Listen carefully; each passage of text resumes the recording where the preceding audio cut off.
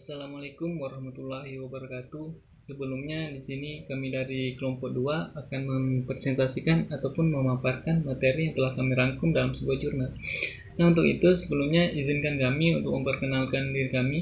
Yang pertama itu ada Mariza Kiranti, Jumadi, dan Vika Anissa Putri.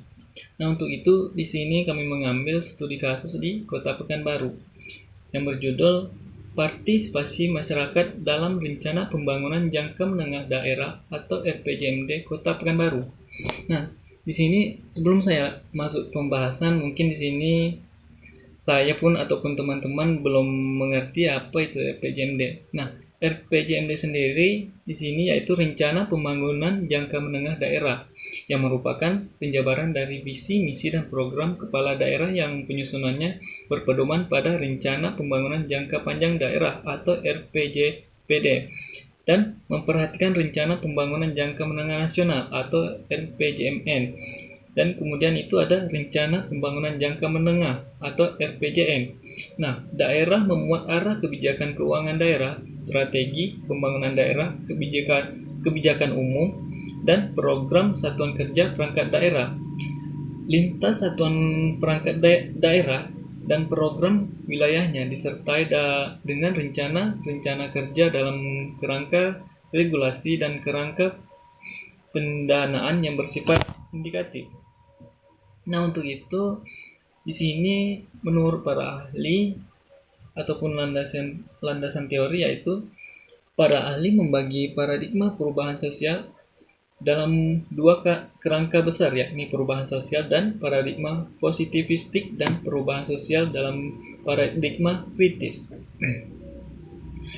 Masyarakat dalam paradigma positivistik, masyarakat itu dianggap sebagai sumber masalah di dalam masyarakat, tidak mampu menyelesaikan masalahnya sendiri, sehingga perubahan sosial dirancang oleh para ahli dan teknisi pembangunan dan menetapkan masyarakat sebagai objek dari perubahan sosial.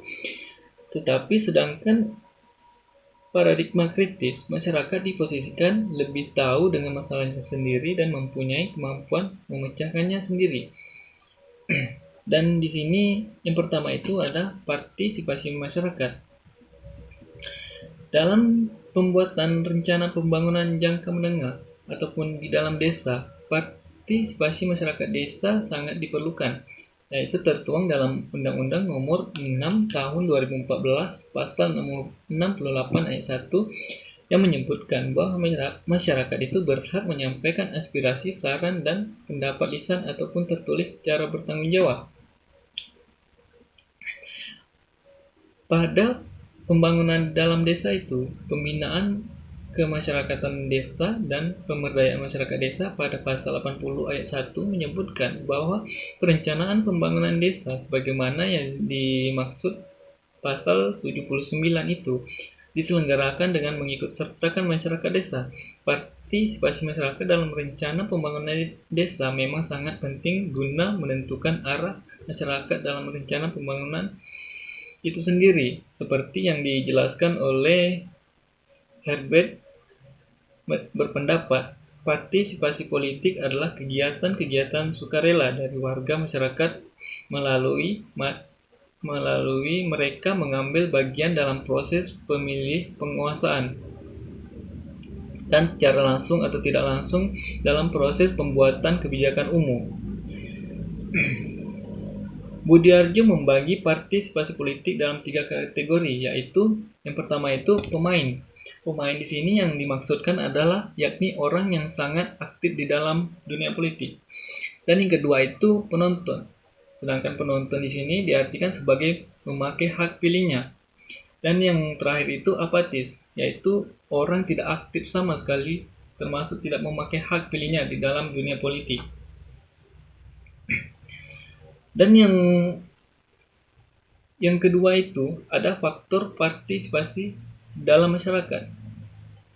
Yang pertama itu modernisasi, yang kedua itu terjadinya perubahan struktur kelas baru, dan yang ketiga itu pengaruh kaum intelektual dan meningkatnya komunikasi massa modern. Dan yang keempat adalah adanya konflik di antara pemimpin-pemimpin politik. Dan yang kelima ataupun yang terakhir itu ada keterlibatan pemerintah yang semakin luas dan unsur ekonomi, sosial, dan budaya. Dua paradigma ini juga dipengaruhi oleh pemahaman-pemahaman yang berbeda pula tentang teori-teori sosial. Yang kedua, teori sosial yang berpikirkan bahwa ilmu sosial harus melakukan penyadaran kritis pada masyarakat terhadap sistem dan struktur sosial. Nah, untuk itu di sini yang terakhir itu adalah dari sini dapat kita ambil garis besar bahwa partisipasi berkaitan erat dengan bagaimana latar belakang seseorang terlibat dalam suatu kegiatan. Yang pertama, ia bisa terlibat dengan adanya mobilisasi, dan yang kedua itu ialah lahir dan datang dari keinginan dan kemauan berbuat dari memberi sesuatu tanpa adanya dorongan dari orang lain ataupun paksaan dari luar. Dan dalam penelitian ini disampaikan, mungkin selanjutnya akan disampaikan dari teman saya Mariza ataupun Vika Nisa Fitri. Assalamualaikum warahmatullahi wabarakatuh. Saya Mariza Kiranti dari kelompok 2 akan membacakan hasil dari kerja kelompok kami kemarin, yaitu tentang perencanaan pembangunan partisipasi. Yang pertama, pembahasan 1. Perencanaan pembangunan partisipasi. Kebijakan-kebijakan pembangunan yang sesuai dengan kebutuhan dan kepentingan masyarakat akan sangat bergantung kepada siapa-siapa yang menentukannya, siapa yang dapat mempengaruhinya, serta bagaimana implementasinya di lapangan, baik pada tahap awal, tahap musyawarah, maupun pada tahap penjaringan aspirasi. Agar masyarakat dapat membangun opini dan menentukan keberpihakan publik, maka diperlukan suatu mekanisme yang memberikan ruang kepada masyarakat untuk dapat berpartisipasi secara aktif dalam proses pengambilan keputusan. Untuk mewujudkan hal tersebut, PDPP melalui serangkaian aktivitas perencanaan bersama masyarakat berusaha menguatkan kapasitas masyarakat sekaligus mengupayakan kerjasama atau kemitraan yang lebih erat antar berbagai pelaku pembangunan, pemerintahan daerah, DPRD, dan masyarakat dalam menghasilkan kebijakan-kebijakan. Pembangunan yang benar-benar dibutuhkan kota dan betul-betul sesuai dengan potensi yang dimiliki oleh masyarakat. Upaya penciptaan perencanaan pembangunan partisipasi sebagaimana yang sedang digiatkan saat ini sesungguhnya sudah tepat, tetapi proses pelaksanaannya terkadang kurang sesuai dengan substansinya. Masyarakat sudah berupaya sedemikian rupa dalam musrembang, tetapi hasil kesepakatan masyarakat dalam musrembang tersebut kadang banyak yang tidak terwujud sehingga banyak masyarakat yang pesimis. 2.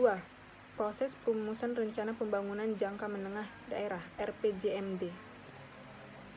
Pembahasan ini melihat bagaimana proses perumusan rencana pembangunan jangka panjang (RPJP)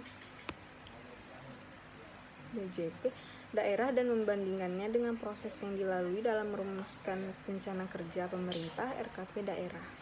Rencana kerja pemerintah daerah merupakan penjabaran dari RPJMD yang mengacu pada rencana kerja pemerintah yang menguat rancangan kerangka ekonomi daerah, prioritas pembangunan daerah, rencana kerja, dan pendanaannya, baik yang dilaksanakan langsung oleh pemerintah maupun yang ditempuh dengan mendorong partisipasi masyarakat. Dalam Undang-Undang Nomor 25 Tahun 2004 tentang Sistem Perencanaan Pembangunan Nasional Bab 3, Ruang Lingkup Pasal 4. Pelaksanaan penyusunan RKPD ini menurut undang-undang berbeda dengan proses penyusunan RPJMD. Penyusunan RKPD prosesnya dimulai dengan penyiapan rencana awal RKPD sebagai penjabaran dari RPJMD, di mana Bapeda mengkoordinasikan penyusunan rencana RKPD dengan menggunakan renja SKPD. Dalam undang-undang juga ditegaskan bahwa ketentuan mengenai tata cara penyusunan RKPD dan pelaksanaan musrenbang diatur dengan peraturan daerah. Bab 5, Penyusunan dan Penetapan Rencana Pasal 27. Proses pelaksanaan penyusunan RKP dan pelaksanaan musrenbang sebagaimana yang dimaksudkan undang-undang di atas adalah sesuai dengan mekanisme yang ditetapkan oleh Perda. Realitas setiap penyusunan RKPD per tahunnya dilaksanakan sesuai dengan mekanisme yang ditetapkan melalui Permendagri tentang petunjuk pelaksanaan Musrenbang. Jadi, dapat kita ketahui bahwa seluruh Pemda di Indonesia dalam melakukan penyusunan RKPD harus merujuk pada satu payung mekanisme yang sama. Aturan pelaksanaan teknis penyusunan RPJMD Kota Pekanbaru ini, pemerintah kota melakukan pendefinisian langsung terhadap Undang-Undang Nomor 25 Tahun 2004 dan Permendagri Nomor 54 Tahun 2010 tentang tata cara penyusunan RPJP dan RPJM daerah, pendefinisian masyarakat, mekanisme pelaksanaan musrenbang dan proses yang mendahului sebelum terumuskannya dokumen RPJMD ini langsung merujuk pada aturan perundang-undangan. Hal ini juga berbeda dengan apa yang dijelaskan undang-undang, di mana undang-undang menyebutkan bahwa tata cara penyusunan RPJM daerah dan secara umum penyusunan RPJPD, Restra, SKPD, RKPD, serta pelaksanaan musrenbang sendiri diatur dengan peraturan daerah.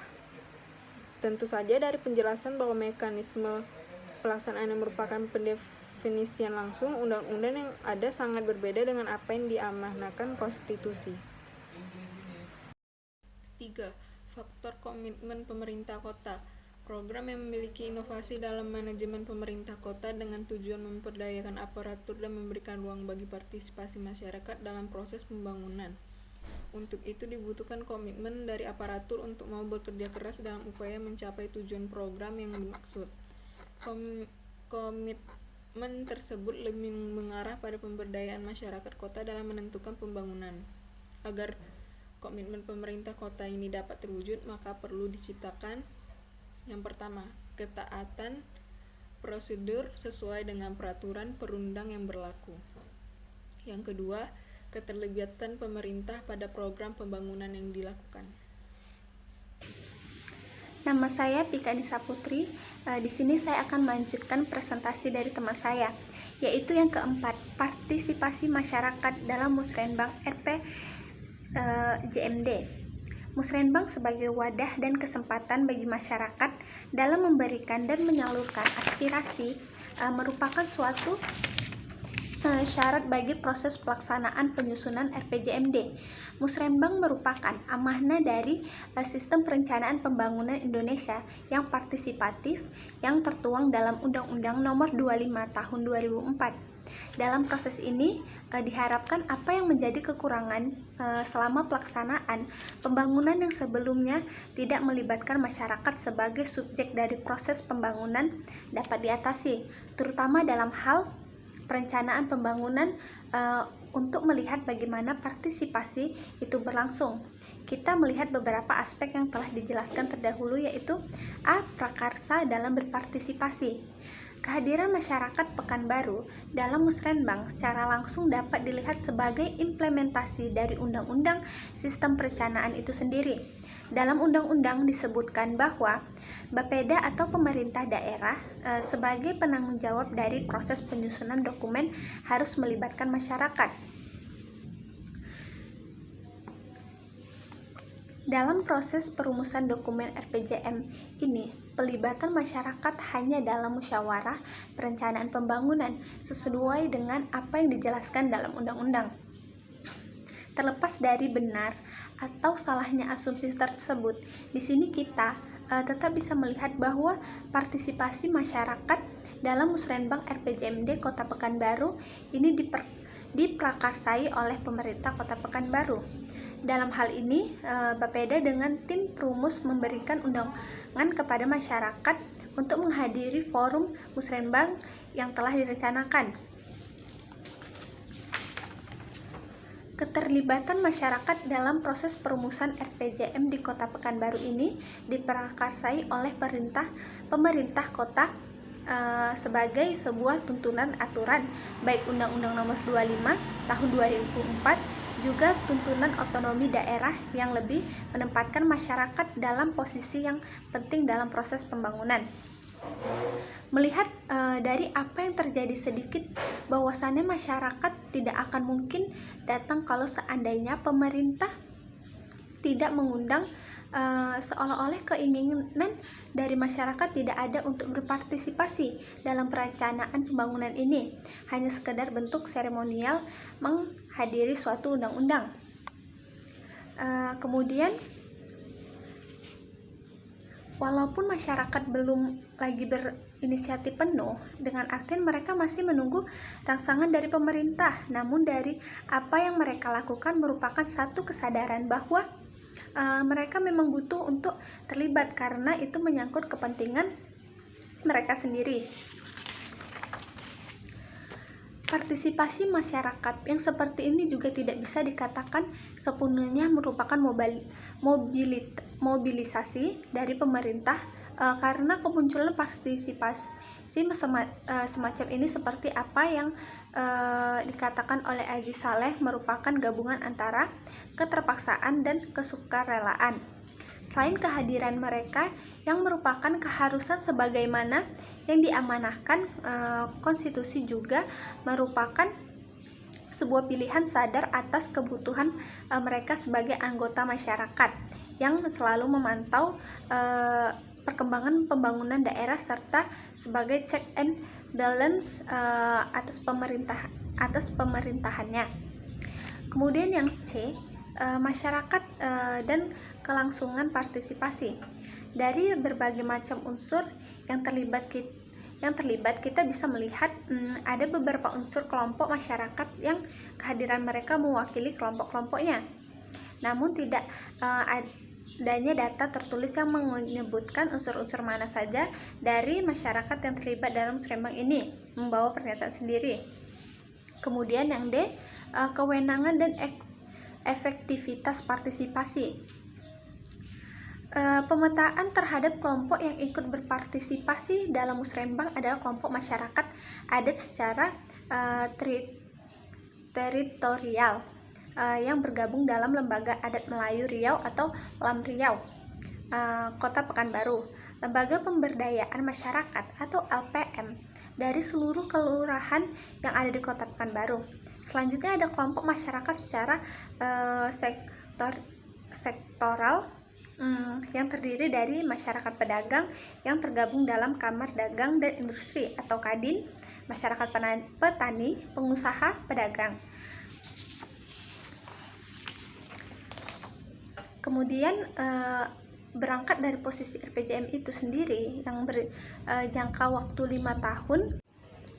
Selanjutnya kelompok agamawan yang tergabung dalam MUI Kota Pekanbaru serta juga dari kalangan LSM masyarakat Kota Pekanbaru. Dalam perumusan RPJM ini lebih disebabkan pada adanya rangsangan dari pemerintah sebagai bagian proses yang mesti dilalui sesuai ketentuan dalam undang-undang.